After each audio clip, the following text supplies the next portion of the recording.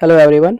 Friends, आज हम फिर से रेलवे ग्रुप डी के प्रीवियस ईयर क्वेश्चन को लेकर के आया हूँ। ठीक है, तो चलिए शुरू करते हैं वीडियो को। वीडियो अच्छी लगे तो लाइक और चैनल को सब्सक्राइब जरूर करें, खासकर अगर आप रेलवे के ग्रुप डी और एनटीपीसी की तैयारी करना चाहते हैं तो। ठीक है, भारत में सर्वप्रथम कम्युनिस्ट पार्टी की सरकार किस राज्य में बनी थी?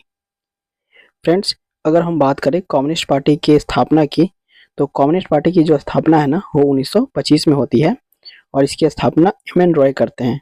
तो ये सवाल भी आपसे पूछा जाएगा, तो इसको ध्यान रखिएगा। इस क्वेश्चन के राइट आंसर की बात करें तो ऑप्शन डी केरल। केरल में कम्युनिस्ट पार्टी ऑफ इंडिया ने 1957 में पहली बार सरकार बनाई थी। ठीक है, तो ये याद रखिएगा, क्योंकि पहली बार भारत के किसी राज्य में कम्युनिस्ट पार्टी की सरकार केरल में ही बनी थी। तो जब कोई भी चीज़ पहली बार होती है तो इम्पोर्टेंट हो ही जाता है। ठीक है, इसको याद रखिएगा। अगला सवाल है, 1947 से पहले 26 जनवरी को किस नाम से जाना जाता था? फ्रेंड्स, अभी हम 26 जनवरी को गणतंत्र दिवस बोलते हैं। ठीक है, लेकिन 1947 से पहले 26 जनवरी को गणतंत्र दिवस नहीं बोलते थे, स्वतंत्रता दिवस बोलते थे। Option D. ऐसा क्यों है? तो ऐसा इसलिए है क्योंकि 26 जनवरी 1930 को लाहौर अधिवेशन में कांग्रेस ने इसे पूर्ण स्वराज दिवस के रूप में मनाया था। ठीक है, उसमें के अध्यक्ष कौन थे कांग्रेस के? तो जवाहरलाल नेहरू। तो इस बात को भी आप याद रखिएगा। 26 जनवरी 1930 को पूर्ण स्वराज दिवस लाहौर अधिवेशन था कांग्रेस का और अध्यक्ष थे पंडित जवाहरलाल नेहरू। इसीलिए 1947 से पहले 26 जनवरी को स्वतंत्रता दिवस के रूप में मनाते थे। लेकिन 26 जनवरी 1950 को हमारा संविधान लागू होता है, उसके बाद हम इसे गणतंत्रता दिवस के रूप में सेलिब्रेट करते हैं। ठीक है, काफ़ी इंपॉर्टेंट है, ये सवाल पूछा हुआ है, इसलिए इसको काफ़ी ध्यान से पढ़िए और नोट करते हुए चलिए। नेक्स्ट क्वेश्चन है, भारत और पाकिस्तान के बीच 1960 में हुई जल संधि सिंधु जल संधि पर किस शहर में हस्ताक्षर किए गए? सबसे पहले हम समझते हैं कि इंडस वाटर ट्रीटी है क्या। इसे इंग्लिश में हम इंडस वाटर ट्रीटी IWT के नाम से भी जानते हैं। ये इंडिया और पाकिस्तान के बीच 1960 में, ठीक है, कराची में साइन किया गया था। ठीक है, तो ऑप्शन डी इस क्वेश्चन का राइट आंसर है। इस संधि के अकॉर्डिंग जो जम्मू कश्मीर में 6 नदियां हैं, जैसे मतलब हम पढ़ते हैं ना, सिंधु, रावी, ब्यास, सतलज, ठीक है, तो उनको 2 कैटेगरीज में डिवाइड किया गया, पूर्वी नदियां और पश्चिमी नदियां। पूर्वी नदियों का कंट्रोल भारत के पास है, जिसमें सतलज, ब्यास और रावी शामिल है, जबकि पश्चिमी नदियों में झेलम, चिनाब और सिंधु है, जिसका की कंट्रोल पाकिस्तान के पास है। ठीक है, तो इसको आप याद रखिएगा। नेक्स्ट क्वेश्चन है, इनमें से किस भारतीय राज्य में कभी भी राष्ट्रपति शासन लागू नहीं हुआ? तो फ्रेंड्स, इसका राइट आंसर है ऑप्शन डी छत्तीसगढ़। छत्तीसगढ़ राज्य में आज तक कभी भी राष्ट्रपति शासन लागू नहीं हुआ। अब समझते हैं कि राष्ट्रपति शासन है क्या। देखिए, जब किसी भी राज्य में वहाँ की सरकार संवैधानिक तरीके से काम नहीं कर रही होती है, तो वहाँ पर राष्ट्रपति शासन लगा दिया जाता है। मतलब वहाँ का जो कंट्रोल है वो केंद्र सरकार के पास चला जाता है। ठीक है, ऐसा कैसे होता है? तो इंडियन कॉन्स्टिट्यूशन के आर्टिकल 356 356 जो अनुच्छेद है, उसके तहत किसी भी राज्य में राष्ट्रपति शासन लागू किया जाता है और जो उसका कंट्रोल है ना, वो राज्यपाल के पास चला जाता है। राज्यपाल उस स्टेट को चलाते हैं केंद्र सरकार के कहे अनुसार। ठीक है, तो इसको आप ध्यान में जरूर रखिएगा। और अगर पूछ ले कि भारत में सबसे पहली बार राष्ट्रपति शासन किस राज्य में लगा था, तो आपका आंसर होगा पंजाब। 1951 में पहली बार 1951 में पंजाब में राष्ट्रपति शासन लागू हुआ था। तो इस पॉइंट को भी आप नोट करिएगा। नेक्स्ट क्वेश्चन है, विश्व का सबसे लंबा लिखित संविधान किस देश का है? तो फ्रेंड्स, इसका राइट आंसर हो जाएगा आपका ऑप्शन ए भारत। भारत का विश्व में सबसे लंबा लिखित संविधान है। ठीक है, वहीं पर अगर आपसे पूछ ले कि भारत के संविधान के पिता किसे कहते हैं या फिर जनक, तो हो जाएंगे डॉक्टर BR अम्बेडकर, बाबा साहब अम्बेडकर। इसके अलावे अगर पूछे आपसे कि भारत के संविधान को किसने अपने हाथों से लिखा है, मतलब उन्होंने पूरे अपने हाथों से लिखा था, उनका नाम है प्रेम बिहारी नारायण रायजादा। ये भी काफ़ी इंपॉर्टेंट है, इनका नाम भी याद रखिएगा। इसके अलावा कॉन्स्टिट्यूशन के तो बहुत सारे सवाल हैं, तो जब हम पॉलिटी पढ़ेंगे तो उसके बारे में पढ़ेंगे। अभी आप सिर्फ इतना याद रखिए कि भारत का जो संविधान है ना, 1946 के कैबिनेट मिशन प्लान के तहत बनाया गया है। ये पूछता है आपसे और उसको बनने में 2 साल 11 महीने और 18 दिन का समय लगा है। ठीक है, बनकर तैयार हो जाता है 26 नवंबर 1949 को। इसी की वजह से 26 नवंबर को हम हर साल संविधान दिवस भी मनाते हैं और लागू होता है 26 जनवरी 1950 को, जिस दिन हम गणतंत्र दिवस के रूप में मनाते हैं। ठीक है, तो अभी आप इतना बात याद रखिए, जिस दिन हम पॉलिटी पढ़ेंगे या फिर उसके लिए डेडिकेटेड मैं MCQ लाऊंगा तो आगे उस पर बात करेंगे। ठीक है, नेक्स्ट क्वेश्चन है, भारतीय दंड संहिता की धारा 302 निम्न से संबंधित है। मतलब IPC का जो धारा है 302 वो किससे संबंधित है ये पूछ रहा है। तो ये जो है वो हत्या से संबंधित है, ऑप्शन डी। 302 के तहत फांसी दी जाती है, ऐसा आपने फिल्मों में भी सुना होगा। ठीक है, IPC की धारा से ज्यादा सवाल नहीं बनते हैं, ये एक सवाल मुझे दिखा था प्रीवियस ईयर में तो मैंने यहाँ पे रख दिया है। ठीक है, वर्ग रहित समाज की संकल्पना किसने की थी। मतलब किसने कहा था कि क्लासलेस सोसाइटी होनी चाहिए, और यही व्यक्ति हैं जिन्होंने कहा था कि सोसाइटी में सिर्फ 2 समाज है, मतलब 2 क्लास है। एक है वो जो शासक है और दूसरा है जिसपे शासन किया जा रहा है। मतलब एक वो है जो मतलब शोषण कर रहा है, दूसरा वो है जो जिसका शोषण हो रहा है। ठीक है, इसके अलावा किसी और तरह के कोई कास्ट की बात इन्होंने नहीं कही थी।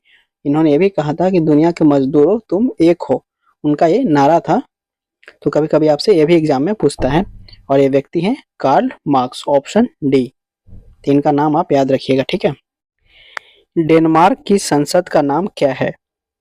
फ्रेंड्स, डेनमार्क की संसद का नाम है फॉलकेटिंग। ठीक है, ऑप्शन डी फॉलकेटिंग है, यहाँ पे गलती से फॉरकेटिंग हो गया, फॉलकेटिंग। ठीक है, तो ऑप्शन डी इसका राइट आंसर है। वहीं पे अगर हम बात करें पार्लियामेंट किस देश की संसद का नाम है, तो भारत की संसद का नाम है पार्लियामेंट। द नेशनल डाइट जो है वो जापान की संसद का नाम है, तो ये भी आपसे पूछता है। इसके अलावा कुछ और इम्पोर्टेंट हैं नाम, जिनको आप याद रखना चाहें तो रख सकते हैं। मैं बोल रहा हूँ, आप नोट करते चलिए। बांग्लादेश की संसद का नाम है राष्ट्रीय संसद। ठीक है, ईरान की संसद का नाम है मजलिस, और इसके अलावा ऑस्ट्रेलिया की संसद का नाम ही है संसद। ठीक है, और अमेरिका की संसद का नाम पूछ ले तो उसका नाम है कांग्रेस। जैसे भारत में एक कांग्रेस जो है वो एक पॉलिटिकल पार्टी है। ठीक है, लेकिन अमेरिका में जो संसद है ना उसी का नाम है कांग्रेस। ये भी इंपॉर्टेंट है और ये क्वेश्चन बनता है, मैंने 2-3 बार क्वेश्चन देखा है। ठीक है, और शायद आपको आगे भी देखने को मिले इसी वीडियो में, क्योंकि 2-3 जगह में दिखा था तो मैंने आपके लिए इस वीडियो में रखा है उनको। ठीक है, नेक्स्ट क्वेश्चन है, भारत की संसद में पहला लोकपाल विधेयक कब पेश किया गया था। तो फ्रेंड्स, भारत की संसद में जो पहली बार लोकपाल विधेयक पेश किया गया था वो साल था 1968, 1968। ऑप्शन डी इसका राइट आंसर है। उसके बाद जो है अगर कभी पूछ ले, ऐसे पूछता तो है नहीं, फिर आप जान लो कि लोकपाल विधेयक जो है पारित कब हुआ, तो पारित हुआ 17 दिसंबर 2013 को। अन्ना हजारे वाला जो पूरा मूवमेंट चला था वो लोकपाल बिल को लेकर ही था। ठीक है, आप सब जानते भी होंगे, अगर आपकी एज 25-26 साल है तो 2013 में आपने वो आंदोलन देखा भी होगा। ठीक है, तो इसको आप याद रखिएगा। नेक्स्ट क्वेश्चन है, अमेरिकी संसद का नाम क्या है। तो फ्रेंड्स, अभी हमने देखा था कि अमेरिकी संसद का नाम है कांग्रेस। ऑप्शन सी इसका राइट आंसर हो जाएगा। नेसेट की बात करें तो नेसेट जो है ना वो इजराइल की संसद का नाम है, तो इसको याद रखिएगा। राष्ट्रीय पंचायत जो है वो किंगडम ऑफ नेपाल, यानी कि नेपाल का जो संसद उसका नाम है। डायट जो है वो जापान का है। डायट को आप ऐसे याद रख सकते हैं कि जापानीज जो है काफ़ी मतलब फिट होते हैं, स्लिम होते हैं, तो उनकी डाइट अच्छी है। ठीक है, ऐसे आप रिलेट कर सकते हैं। वैसे तो पूरा मतलब चाइना वाइना सबका तो डाइट अच्छा ही होता है, मतलब स्लिम ट्रिम ही होते हैं वो। आप जैसे याद करना चाहिए याद कर सकते हैं। ठीक है, नेक्स्ट क्वेश्चन है, दहेज के खिलाफ अधिनियम कब लागू हुआ था। तो फ्रेंड्स, इसका नाम दहेज के खिलाफ जो अधिनियम है ना वो 1961 में आया था, तो इसको आप याद रखिएगा। वहां पर के लिख के आएगा the prohibition of dowry act 1961।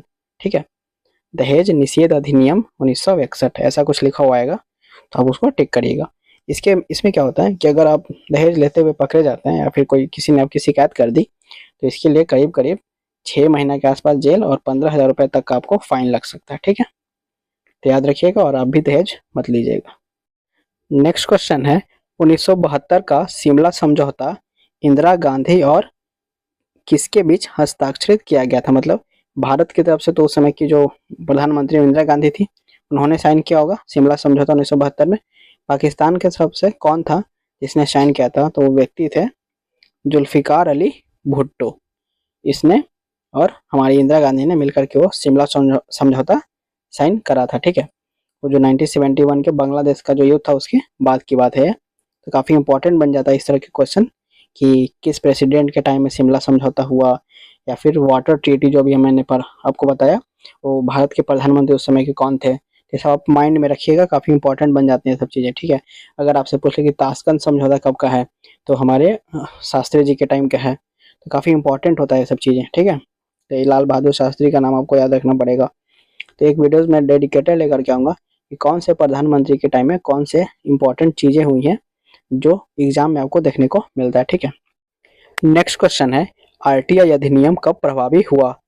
तो फ्रेंड्स इसका राइट आंसर आपका हो जाएगा अक्टूबर 2005। अक्टूबर 2005 से जो है वो आरटीआई अधिनियम प्रभावी हुआ है। ठीक है, डॉक्टर मनमोहन सिंह के रहते ये इस एक्ट को लाया गया था 2005 में। ठीक है, तो कभी कभी आपसे प्रधानमंत्री का भी नाम पूछ लेता है जैसे, तो जब भी आप कोई चीज़ देखें तो ये जरूर याद रखें उस टाइम पे भारत के प्रधानमंत्री कौन थे। कुछ भी पूछ सकता है ना इसके लिए। ठीक है, नेक्स्ट क्वेश्चन है भारत की पहली गणतंत्र दिवस परेड के मुख्य अतिथि कौन थे। फ्रेंड्स सबसे पहले आप ये समझिए कि भारत की जो पहली गणतंत्र दिवस परेड हुई तो हुई किस साल में, तो ये हुई थी 26 जनवरी 1950 को। ठीक है, ऑब्वियस है, आप समझ रहे हैं इस बात को। तो इसके जो पहले मुख्य अतिथि थे वो थे इंडोनेशिया के राष्ट्रपति। तो अगर ऐसे दे दे कि अमेरिका के राष्ट्रपति, इंडोनेशिया के राष्ट्रपति, तो इंडोनेशिया के राष्ट्रपति। लेकिन अगर कभी उनका नाम पूछ ले आपको तो आपका नाम, उनका नाम भी आपको पता होना चाहिए।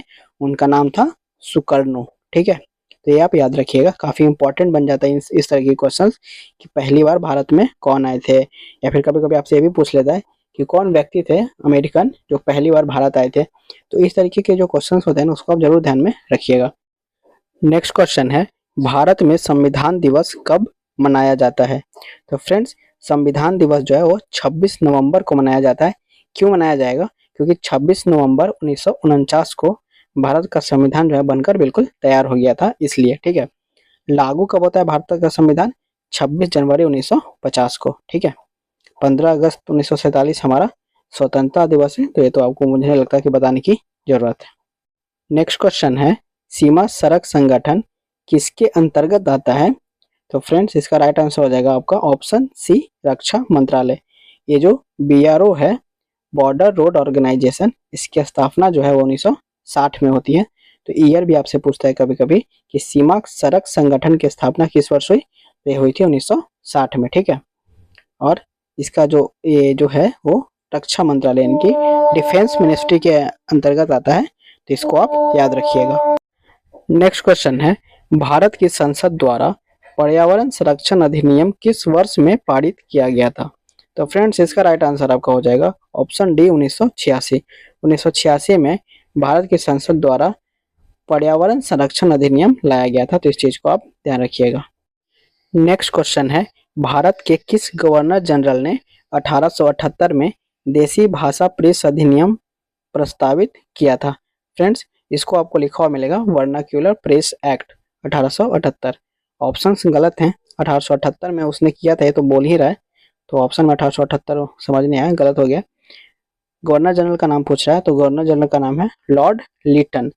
लिटन नाम के इस गवर्नर जनरल ने इस एक्ट को, मतलब देसी भाषा प्रेस अधिनियम को प्रस्तावित किया था। ठीक है, अगर आपसे पूछ ले कि इसने और क्या किया है, तो इसने एक लाया था आर्म्स एक्ट 1878 में ही, जिसमें ये कहा गया था कि कोई भी भारतीय मतलब अपने पास हथियार नहीं रख सकता। ठीक है, इन्हीं सब बातों से लेकर के जो है वो भारतीय सोसाइटीज में उस समय काफी उबाल था, और इसी को देखते हुए कांग्रेस की स्थापना करी गई थी सेफ्टी वॉल के तहत। ठीक है, जब हम पढ़ेंगे तो जरूर पढ़ेंगे कि ये सब चीजें जो मैं बोल रहा हूँ वो क्या है। ठीक है, अभी आप बस इतना याद रखिए कि वर्नाक्यूलर प्रेस एक्ट और आर्म्स एक्ट ये दोनों जो है लिटन ने लाया था। नेक्स्ट क्वेश्चन है निम्नलिखित में से कौन सा विषय समवर्ती सूची के अंतर्गत आता है। फ्रेंड्स भारतीय संविधान में जो है वो पावर का डिस्ट्रीब्यूशन है। कुछ चीजें हैं, कुछ ऐसे सब्जेक्ट्स हैं जिसपे सिर्फ सेंट्रल गवर्नमेंट जो है वो कानून बना सकती है। कुछ ऐसे सब्जेक्ट्स हैं जिसपे स्टेट गवर्नमेंट सरकार मतलब डिसीजन ले सकती है, या फिर कानून बना सकती है। और तीसरी लिस्ट है कॉनकरेंट लिस्ट, जिसपे यूनियन गवर्नमेंट भी और स्टेट गवर्नमेंट भी मतलब अपना डिसीजन ले सकती है, उस पर कानून बना सकती है। ठीक है, तो इसका राइट आंसर हो जाएगा फिलहाल जो आपके ऑप्शंस में है उसमें से फॉरेस्ट यानी कि वन जो है वो कॉनकरेंट लिस्ट में। ठीक है, तो इसको आप ध्यान में जरूर रखिएगा। ओके, इसके अलावा मैं यहाँ पे लिस्ट दे दूंगा, आप याद कर सकते हैं कि सेंट्रल गवर्नमेंट यानी कि यूनियन लिस्ट में क्या है और स्टेट लिस्ट में क्या है। ठीक है, नेक्स्ट क्वेश्चन है निम्नलिखित में से किसका निर्वाचन नगर निगम में होता है। फ्रेंड्स, इसका राइट आंसर हो जाएगा आपका ऑप्शन सी पार्षद का। पार्षद का जो निर्वाचन है वो नगर निगम में होता है, बाकी सारों का नहीं होता है। आप समझ सकते हैं, ये मतलब बहुत ही कॉमन सा सवाल है। नेक्स्ट क्वेश्चन है स्वतंत्र भारत के पहले वित्त मंत्री कौन थे। फ्रेंड्स, इसका राइट आंसर हो जाएगा आपका ऑप्शन ए आर के शनमुखम सेठी। ठीक है, ये स्वतंत्र भारत के पहले वित्त मंत्री थे। नेक्स्ट क्वेश्चन है भारत के किन दो भाषाओं को 2008 में शास्त्रीय भाषा का दर्जा दिया गया। फ्रेंड्स, इसका राइट आंसर हो जाएगा आपका ऑप्शन डी कन्नड़ और तेलुगु। ठीक है, इसको आपको याद रखने हैं। और अगर आपसे पूछ ले सबसे पहले किस भाषा को शास्त्रीय भाषा का दर्जा दिया गया, तो उसका राइट आंसर हो जाएगा ऑप्शन तो नहीं है, मतलब संस्कृत को 2005 में सबसे पहले शास्त्रीय भाषा का दर्जा दिया गया था। और आज के टाइम पे टोटल 11 भाषाओं को शास्त्रीय भाषा का दर्जा प्राप्त है। तो आप कुल याद रखिएगा। ठीक है, सबसे पहले किसे दिया गया उसको याद रखिएगा, और ये 2008 में किसे दिया गया इसे याद रखिएगा। वैसे मैं एक स्क्रीनशॉट लगा दूंगा कि कब किस भाषा को शास्त्रीय भाषा का दर्जा मिला है। ठीक है, नेक्स्ट क्वेश्चन है लैंगिक अपराधों से बच्चों का संरक्षण अधिनियम किस वर्ष पारित किया गया था। तो फ्रेंड्स, इसका राइट आंसर है 2012। ठीक है, नेक्स्ट क्वेश्चन है गाइज निम्नलिखित में से कौन सी भाषा भारत सरकार द्वारा घोषित भारत की शास्त्रीय भाषा का उदाहरण नहीं है। तो फ्रेंड्स, इसका राइट आंसर हो जाएगा आपका ऑप्शन ए बांग्ला। बांग्ला जो है वो शास्त्रीय भाषा नहीं है। इससे पहले हमने जो लिस्ट देखी थी उसमें मलयालम, उड़िया और कन्नड़ शामिल है। ठीक है, तो इनको आप याद रखिएगा। नेक्स्ट क्वेश्चन है भारत में शास्त्रीय भाषा का दर्जा प्राप्त करने वाली पहली भाषा कौन सी थी। तो फ्रेंड्स, इसका राइट आंसर है आपका संस्कृत। ठीक है, ऑप्शंस में वो संस्कृत है नहीं, तो आप बस याद रखिएगा कि 2005 में संस्कृत को पहली शास्त्रीय भाषा का दर्जा दिया गया था। ठीक है, इंपॉर्टेंट है इसलिए मैं आपको बार बार ये बता रहा हूँ। निम्नलिखित में से कौन सी गोवा की राजभाषा है। फ्रेंड्स, भाषा से ना लैंग्वेज से मैं स्क्रीनशॉट लगाऊंगा, फिर से मैं बोल रहा हूँ, पिछली बार मैंने बोला था लेकिन मैं भूल गया तो बात स्क्रीनशॉट लगाना। अब देखिएगा कि कितनी ज़्यादा ग्रुप डी में यहाँ से सवाल बने हैं। ठीक है, मैं जब भी कोई चीज़ रिपीट करता हूँ ना तो इसका मतलब समझिए कि वो बहुत ज़्यादा बार पूछा गया है। मैं क्वेश्चंस तभी बनाता हूँ जब मैं प्रीवियस ईयर को देखता हूँ। ठीक है, ऐसे में बनाता ही नहीं। तो इस बात को आप एकदम बेफिक्र होकर के याद रखिएगा। तो इसका राइट आंसर हो जाएगा ऑप्शन डी कोंकणी। कोंकणी जो है वो गोवा की राजभाषा है। ठीक है, तो इसको ध्यान में रखिएगा आप। निम्नलिखित में से किस वर्ष दिल्ली भूमि सुधार अधिनियम प्रवर्तित हुआ है। तो फ्रेंड्स, इसका राइट आंसर हो जाएगा आपका ऑप्शन ए 1954। 1954 में दिल्ली भूमि सुधार अधिनियम को परिवर्तित किया गया था। ठीक है, नेक्स्ट क्वेश्चन है केंद्र शासित प्रदेश पांडिचेरी का नाम बदलकर पुडुचेरी किस वर्ष किया गया था। तो काफी इंपॉर्टेंट क्वेश्चन है ये। तो फ्रेंड्स, इसका राइट आंसर है ऑप्शन ए 2006। 2006 में पांडिचेरी का नाम बदलकर पुडुचेरी कर दिया गया था। ठीक है, तो इसको ध्यान में जरूर रखिएगा।